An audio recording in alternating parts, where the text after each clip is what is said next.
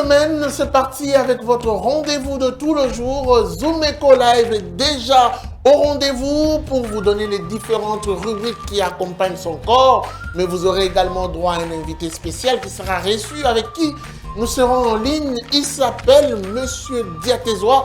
Nous allons parler et revenir sur cette proposition de loi du député Guy Mafuta sur la protection des infrastructures scolaires. Oui, comment l'association de parents de l'élève, cette association nationale qui réunit tous les parents sur l'ensemble du territoire national, perçoit cette décision, cette proposition de loi. Mais avant tout, prenons d'abord les nouvelles en bref. Tout de suite.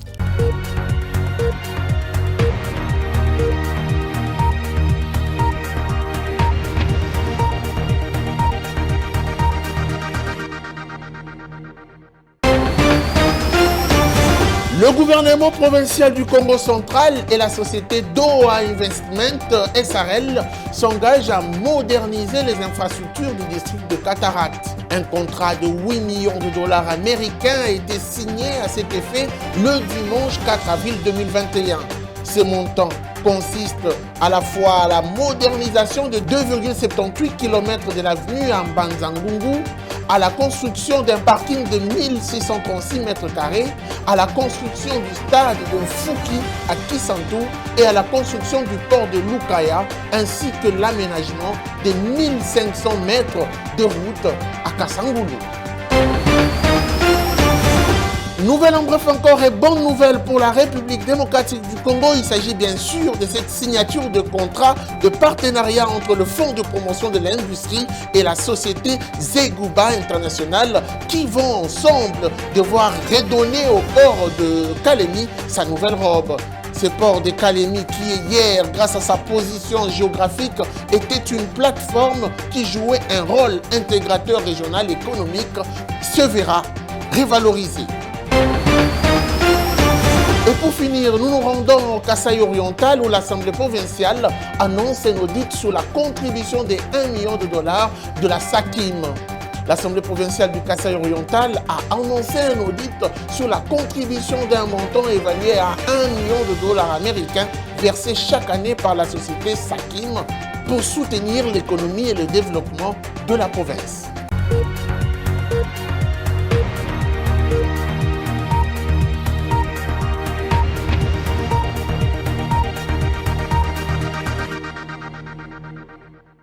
Mesdames et messieurs, merci donc de nous recevoir chez vous. C'est un plaisir de vous informer. Les précisions chiffrées, oui, le taux du jour, ça se passe tout de suite avec la rubrique chiffres clés.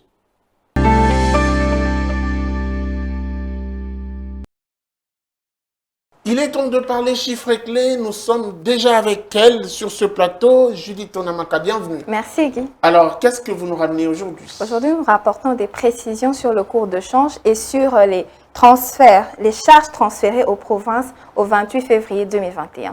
Notre prélude est relatif au taux indicatif qui est celui de la Banque centrale du Congo où 1 dollar se marchande à 1981 francs congolais, un franc CFA se procure à 3,56 centimes et 1 euro revient à 2340 francs congolais. Quant au marché parallèle, particulièrement dans la commune de Kalamou, 1 dollar vaut 2000 francs congolais, un franc CFA se coopère à 3,60 centimes pendant que 1 euro se change à 2370 francs congolais. Alors une autre question, c'est de savoir qu'est-ce qui a été transféré comme fonds aux provinces pour l'année 2021. Pour les 2 premiers mois de l'année 2021, l'État congolais a transféré aux provinces un montant total de 353 milliards de francs congolais sur des prévisions linéaires de 421 milliards de francs congolais, ce qui dégage un taux d'exécution de 84%. Rien que pour la période concernée, soit janvier et février 2021. Alors, quelle a été la nature de ces charges transférées? Au cours de cette période, les charges transférées ont couvert que les rémunérations. Aucun montant n'a été déboursé pour les investissements et les fonds de fonctionnement des provinces et des États. Parlons de la province de Kinshasa pour prêcher pour notre petite chapelle. Qu'est-ce qui a exactement été déboursé comme part? Pour la province de Kinshasa, elle a bénéficié de 86,8 milliards de francs congolais, soit 24,5% des charges transférées. Et les autres provinces ont reçu 267 milliards de francs congolais, soit un total de 75,5%. Merci beaucoup pour ces précisions. Je pense que ceux qui nous suivent ont compris comment se font ces différentes répartitions. Je me permets d'ailleurs de dire que très prochainement, on pourra revenir avec vous sur plus de détails sur les autres provinces pas citées aujourd'hui. Tout à fait. Merci beaucoup. Nous allons poursuivre pour prendre cette fois-ci la prochaine rubrique. C'est tout de suite après ceci. Suivez-moi tout le jour à travers Zoom Wende sur Zoom Eco Live. Abonnez-vous sur notre chaîne YouTube. Zoom Eco Live, la référence de l'actualité économique en RDC. Êtes-vous intéressé par les différents prix de produits de toilette? Vous n'avez pas besoin de vous déplacer puisque Zoom Wende s'est déplacé pour vous. Elle nous ramène, Naomi Kandé, à travers sa rubrique Zoom Wende, ces différents prix de produits de toilette. Suivez.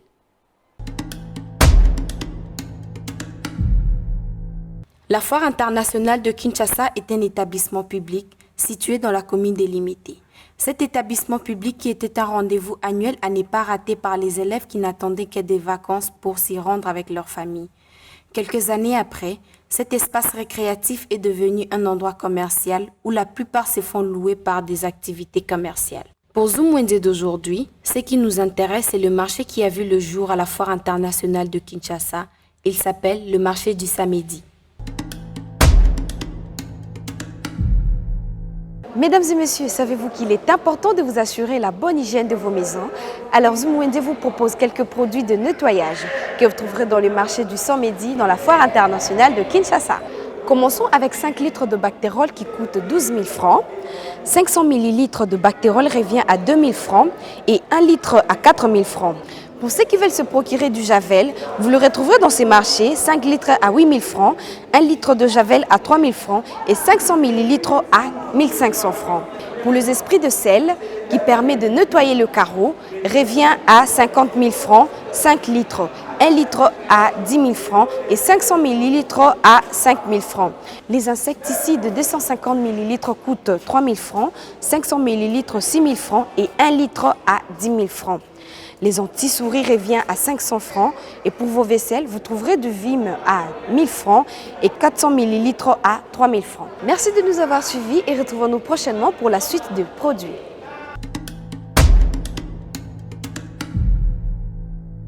Les dossiers du jour nous ramènent comprendre la loi qui porte sur l'exercice de petits commerces en République démocratique du Congo. Judith Piombo a poussé sa réflexion plus loin avec des détails. Tout de suite, la rubrique Les dossiers.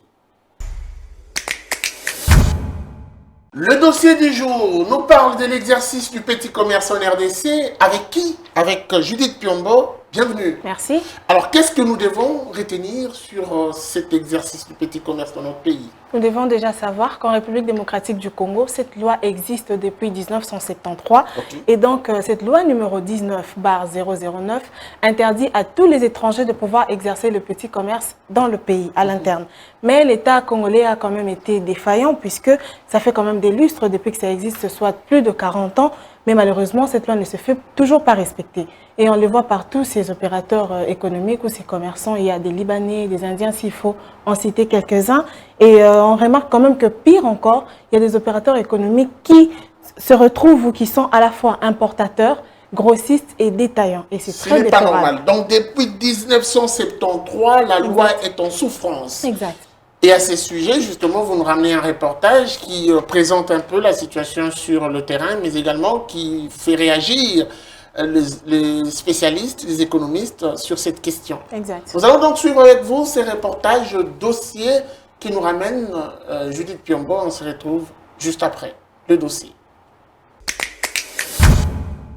Tout le petit commerce. Le petit commerce est, de par la loi, réservé aux Congolais. Tout y est dans cette loi du 5 janvier 1973 qui donne les précisions sur l'exercice des petits commerces en RDC. Biso ba kolomboka to ekoteka na détail. Bango bazaki ba grossiste na biso. En ce moment bango ba komisi ba détaillant les sous côté ko biso ba kolomboka. En tout cas pour la wana l'état congolais lo ba lo pour na bango. Batika ba grossiste biso za ba détail. Plus de 90% des lois votées les 10 dernières années, à part les lois de ratification, n'entre pas en application de manière totale. Depuis, il s'est passé plus de 40 ans, mais la question n'est toujours pas résolue dans son fond. Il s'observe toujours une résistance dans sa mise en œuvre. Il y a une faiblesse au niveau de la discipline d'exécution au niveau de l'État. C'est quelque chose qu'il faudrait qu'on règle. Un État, quand il met en place des lois, c'est pour les appliquer et pas pour les discuter ni pour les relativiser. Sur le terrain, la réalité est d'autant plus vraie que cela n'attire plus l'attention. Un véritable laxisme devenu presque une tradition.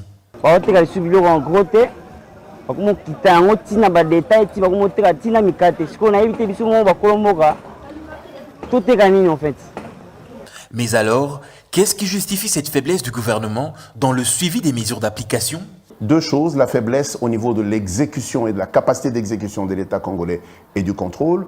Bien sûr, la deuxième des choses, c'est le contrôle inefficace de nos services. Vous savez par exemple que dans beaucoup d'activités, les opérateurs économiques qui exercent ne payent pas viablement les taxes. Mais je voudrais aussi dire qu'une chose assez importante justifie cela, c'est la corruption et la faiblesse d'un certain nombre de nos dirigeants à se faire amadouer, à se faire contrôler par les opérateurs économiques.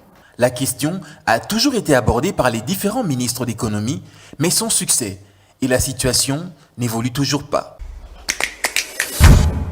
Voilà, vous l'avez suivi avec nous. On peut dire que c'est le laxisme de l'État privilégie ces opérateurs étrangers et ces expatriés. Exact. Donc, cette situation asphyxie les Congolais qui exercent dans ce secteur et met en péril la paix sociale. Et donc, le gouvernement qui arrive devra s'investir pour pouvoir faire respecter cette loi et promouvoir même la classe moyenne en République démocratique du Congo. Ce gouvernement qu'on continue à attendre impatiemment devrait s'impliquer.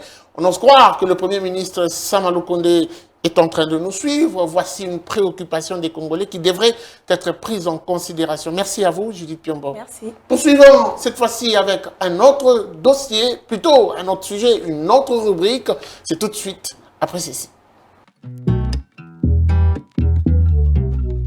Notre invité est déjà en ligne. Avec lui, nous allons parler bien sûr de cette proposition de loi sur la protection des infrastructures scolaires. M. Diatezoa sera avec nous tout de suite.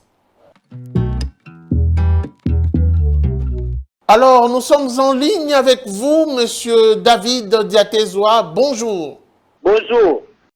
Voilà, ma première question est simple. Pouvez-vous nous donner la position aujourd'hui de l'ANAPECO, une association que vous dirigez qui réunit les parents au sujet de cette proposition de loi qui vise ou qui prévoit la sécurisation des infrastructures scolaires en République démocratique du Congo? La protection des terrains scolaires vraiment est une nécessité. Une nécessité parce que beaucoup d'espaces ont été vendus comme ça. Beaucoup d'espaces échappent maintenant à l'État propriétaire parce que des gestionnaires véreux et malheureux ont même eu à vendre une partie ou à céder ou encore sous-louer à l'insu du propriétaire. Donc, la loi est la bienvenue, sauf que ce sont les activités qui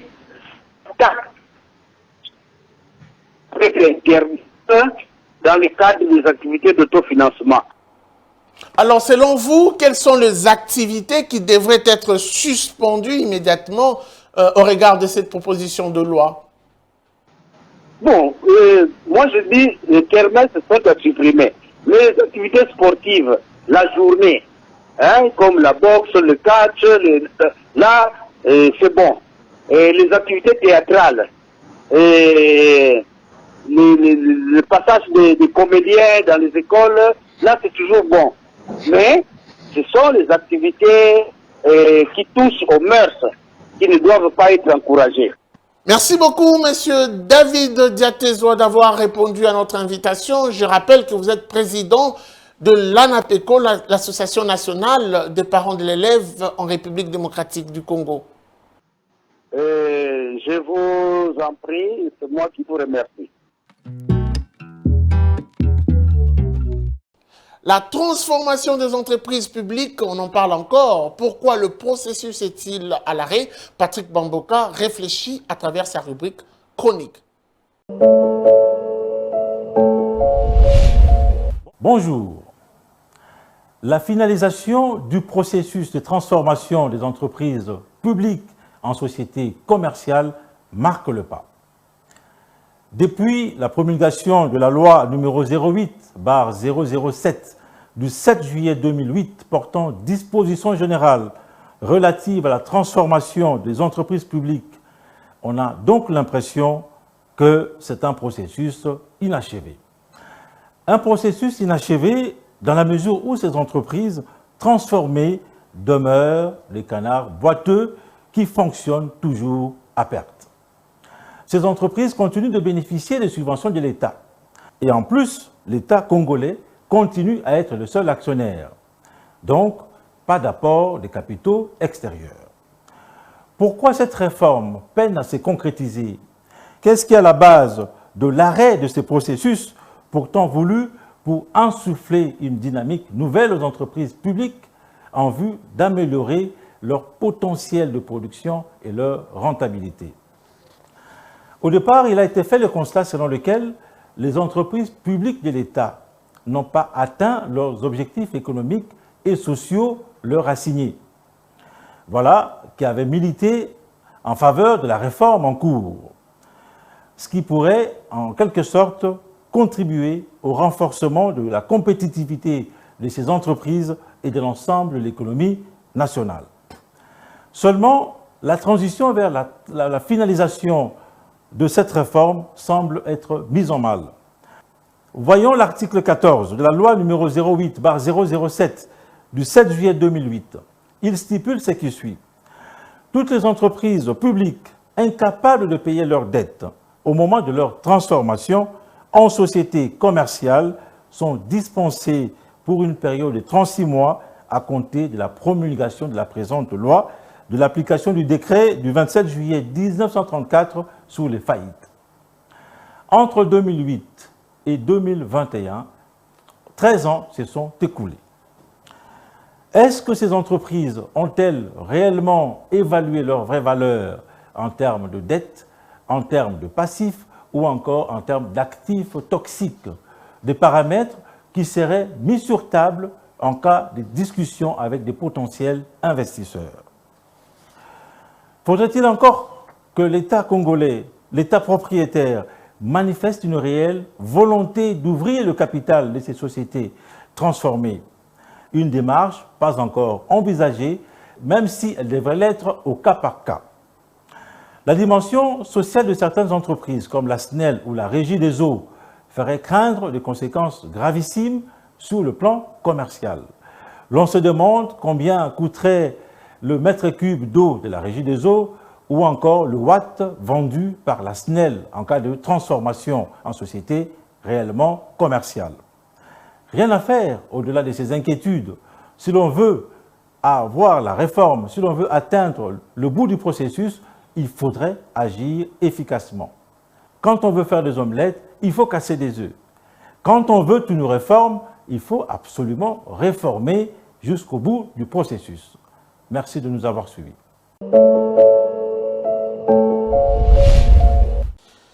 Notre deuxième invité sur ce plateau, il s'appelle Apoipan. Avec lui, nous allons revenir sur cette polémique sur la toile, mais également sur les différentes télévisions.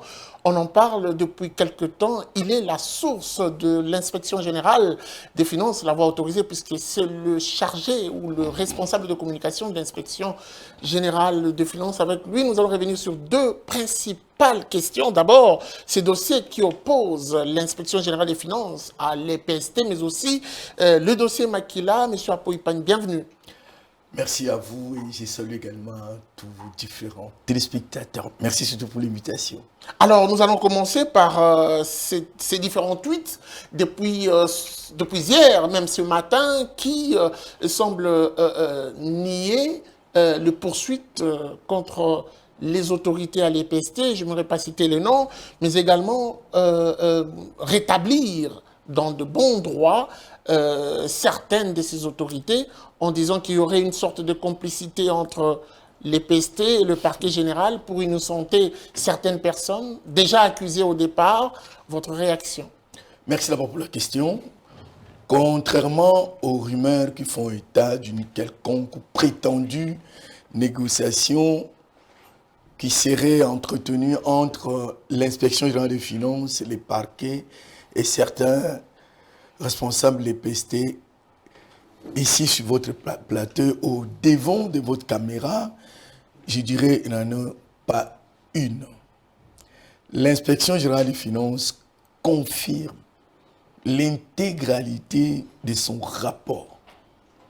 Et il faut avouer également que nous avons appris comme vous, et sur votre plateau, j'insiste pour dire que l'inspection générale des finances n'est pas partie prenante dans une certaine concertation entre les autorités, je ne sais pas où, responsables de l'EPST et les parquets. Nous ne sommes pas là. Nous avons entendu certaines ONG, mais également Asbel lever le ton pour dire qu'il y aurait eu disparition de certaines preuves réunies dans ces dossiers EPST. Vous êtes la bouche autorisée. Pouvez-vous nous confirmer cela? Chungo, tu fais tellement trop de recherches, je ne saurais pas te contredire sur ce plateau. Je dois dire tout le monde public congolais que nous avons l'intégralité de nos rapports. Il peut y avoir de problèmes au niveau du parquet, ça je ne confirme pas, je n'affirme pas non plus. Mais retenez que l'UGF, lorsqu'il remet les rapports, il en reste autre dans nos archives, également au bureau du chef. Donc on peut perdre un rapport chez mes faisans, mais rassurez-vous qu'on a possibilité de rentrer au bureau prendre un autre. Il n'y a aucune preuve qui est perdue.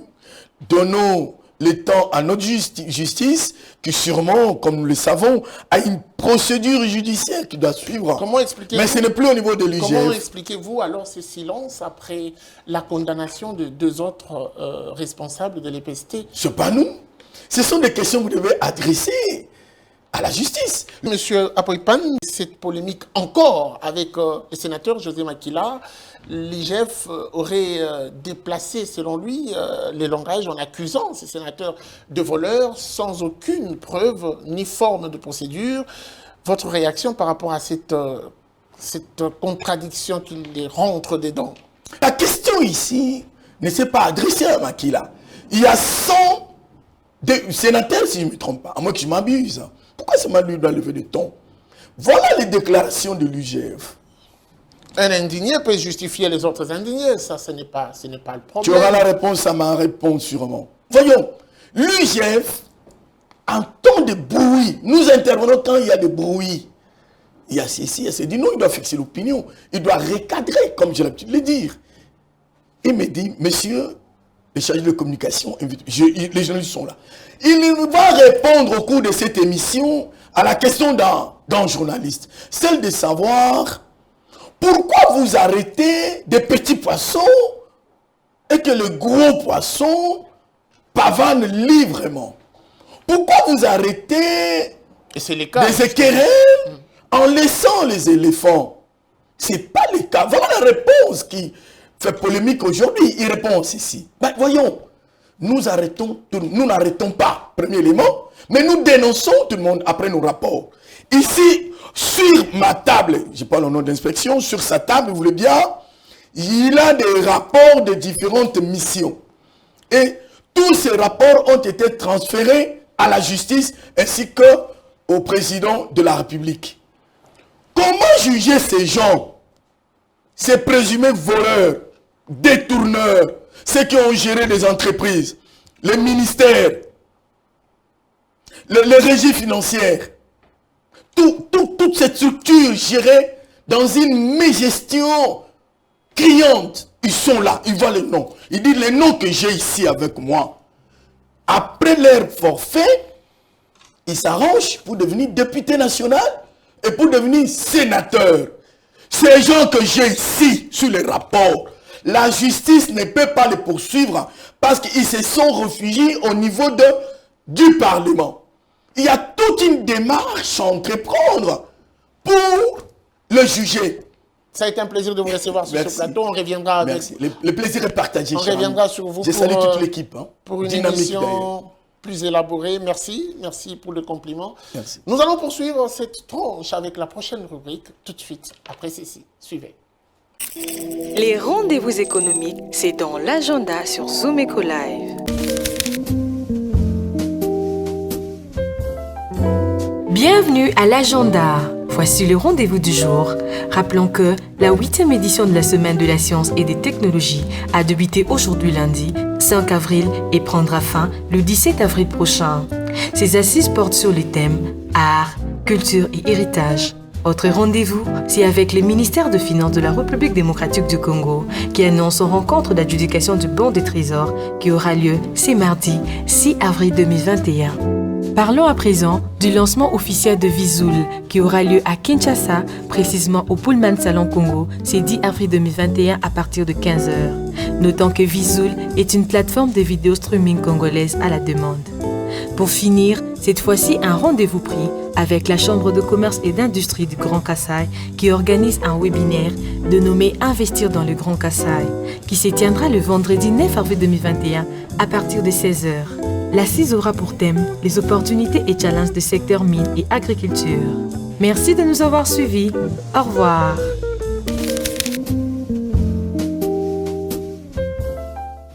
La coiffure est un métier qui intéresse plus d'une personne à Kinshasa comme à l'intérieur du pays. Oui, aujourd'hui, ces métiers intéressent beaucoup plus le jeune qui arrive à s'organiser pour nouer le debout du mois à travers ces métiers.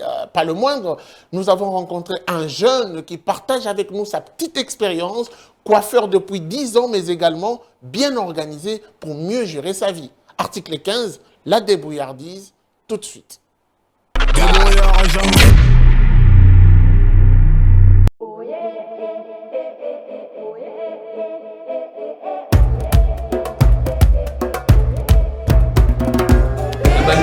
Je suis à la coiffure depuis 2011, à Limité, la place commerciale, sur l'avenue Tropique, en face à Bundeko.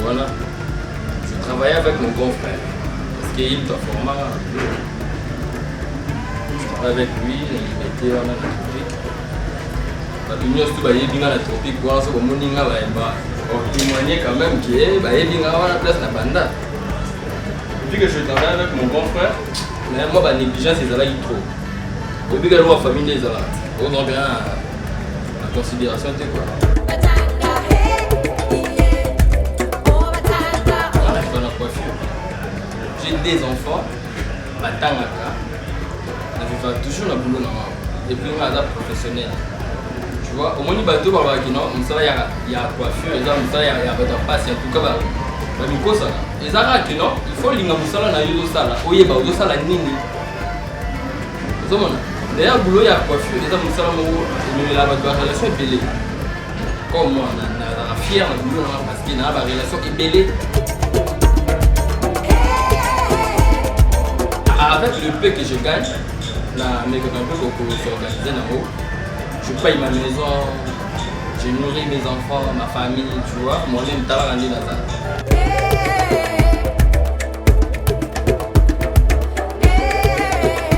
La difficulté c'est là qui paye. Mais la difficulté comme moi mon équipe à propos il y a la pauvre fait. Exemple, on a quand on a 22h30, 23h. Mais aujourd'hui, tu as mis 20h30, tu as déjà au camp pour que 21h. Nous sommes déjà pas dans la avant, il fallait que tu 22h, tu as toujours. Mais c'est samedi au monde en plein air dans le salon. Il y a besoin d'être belé.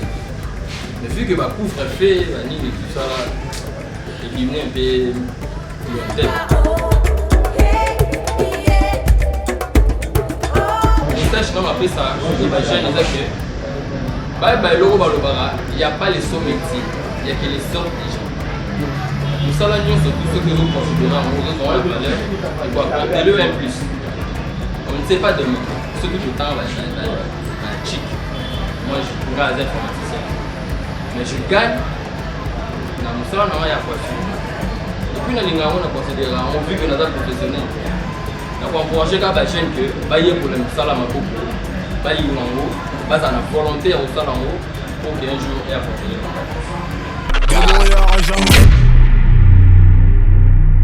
Merci de nous avoir suivis. La suite, ça sera sans doute au prochain numéro avec le même plaisir. Vivez heureux, vivez sans temps. Au revoir et à très vite.